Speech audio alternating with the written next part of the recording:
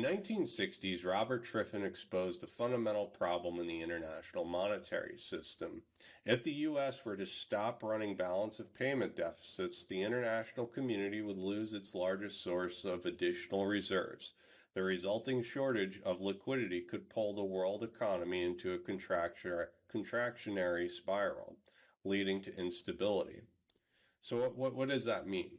That means that the whole banking system requires dollars because it's the reserve currency. They take dollars and US dollar denominated debt and then fractionally reserve lend it. Now, the US has 9.6% CPI, Consumer Price Index inflation, and the Fed's trying to lower that.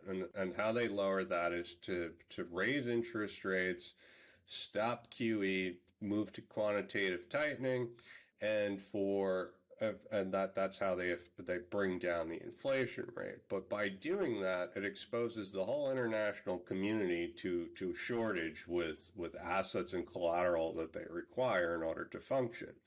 See, if all these international banks have dollar denominated debt, and the price of dollars suddenly start moving out of control and they become more scarce, now that's less collateral for the bank to have, and for all the outstanding loans, right? If there's some type of issue with it, they need more collateral to back those loans. So what ends up happening is this is a systemic problem.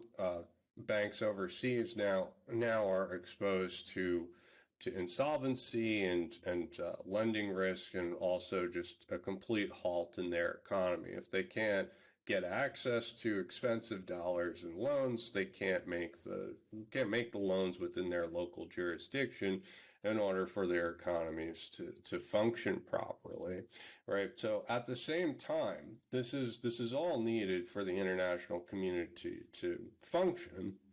And at the same time, how this works is the U.S. has to print dollars. So as they print dollars, this erodes confidence in the dollars. People see the debt to GDP, and it becomes massive and enormous, right? And this erodes the confidence in the system. And at the same time, in the U.S., a manufacturing industry is being hollowed out because the international community needs dollars, so therefore our dollars are valuable overseas. And instead of making goods and services at home, we export our dollars and take in goods and services outside of the U.S. So it's more cost effective to do that. So industry begins to hollow out within the U.S., and that's a concern for military reasons, right? Domestic security reasons.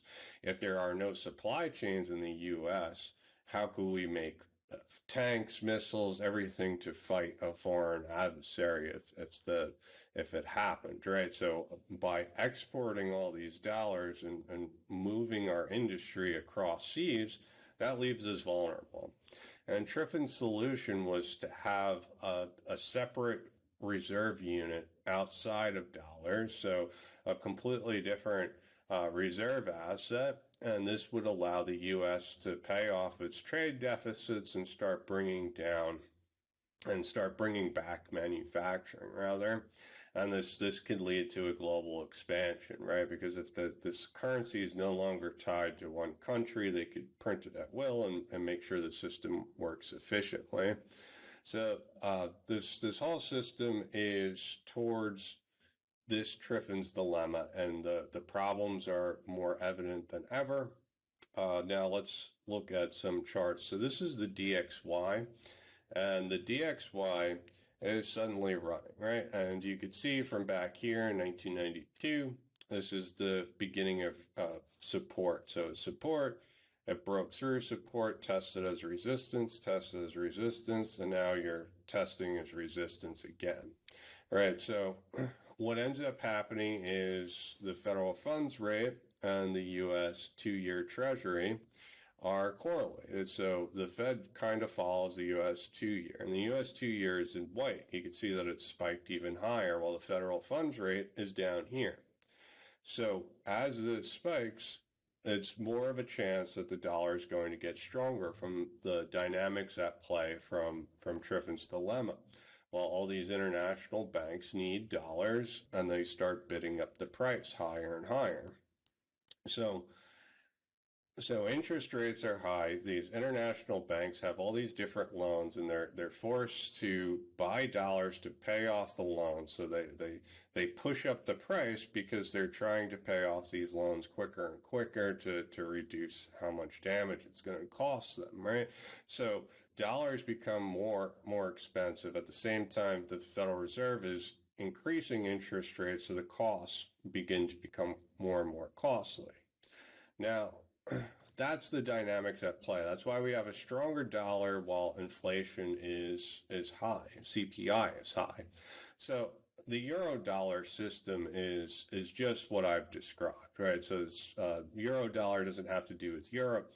It has to do with all U.S. dollar denominated deposits at foreign banks. So all of the money overseas that is part of that is valued in U.S. dollars are Eurodollars. They're outside of the U.S. And what happens is the Federal Reserve is not overseeing this whole market, which happens to be one of the largest markets ever.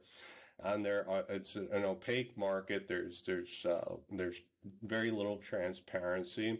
There's not many regulations. There are regulations, but not many. There's Basel III requirements, which is a lot looser than the U.S.'s regulations, the U.S.'s banking regulations, the Dodd-Frank Act, which requires more collateral for banks to have. The Basel III requirements are a bit lower. So there are constraints with this, but this is just dollars overseas that were levered up, fractionally reserve lended, and now there's this massive web of banks that have all this leverage in U.S. debt. So it's a very systemic market. And what's happening is this is the Eurodollar, right? So let me close out some of these. This is the Eurodollar, and you can see that there is this drastic drop, and this is where inflation started to rise. Now you're getting this little bump up in price. This is Eurodollar Futures. This is December 2022. So this is till the end of the year. And the market's anticipating, some type of relief. But when we look at some of these other years, right? So 2023, 2024, 2025, and so on, there's this gap. Right, so this is starting to move up, meaning that the market is anticipating there to be lower interest rates in the near term. So early 2023, the market's anticipating that the Fed's going to pivot just based on this Eurodollar system. So this is collective consciousness that's all investors that this happens to be tens of trillions of dollar market. They're all putting their money on the Fed's about to pivot in 2023. No, and I think that's a great point, Alf, and I think that's the major point. That when we look at the economic data, the market has sort of made up its mind already before the data even shows up, because as you said, the Eurodollar curve is never seen it like this before. It's aggressively, ultra aggressively hedging against lower rates once the Fed reaches its terminal point. And it's not just lower rates in a couple of years from now, it's immediately. Yeah.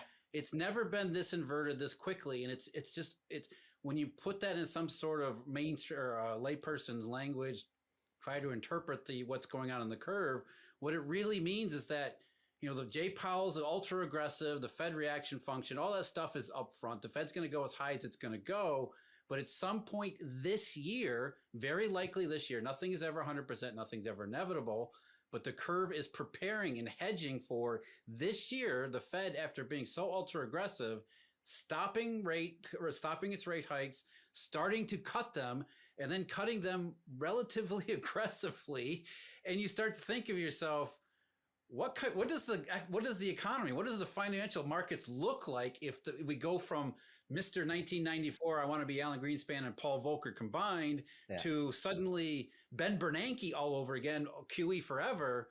I mean, how do we get from one to the other without it looking ultra ugly? Recession is maybe the best case here. And then you look at other parts of the market, especially other parts of the monetary system, collateral shortages, some of the stuff that's going on there, and you got the prospects for a really serious recession combined with deflationary, disorderly monetary conditions, and it can get really bad really quick. And I think that accounts for why the Eurodollar futures curve, which has been a historically validated tool in every business cycle in which Eurodollar futures have been available and traded, to tell you very quickly that yes, there's real problems here. Go back to 2006, the Eurodollar futures curve inverted, and even then it didn't invert this much. So we're really looking at a historically validated tool that is telling us something highly unusual is being hedged in this market. And this is not just some niche little tiny market. This is the biggest hedging market there is out there. Tens upon tens of trillions of fixed income assets and portfolios that are depending upon this market to hedge all of that risk. And there is an almost certainty that something unusual is going to take place this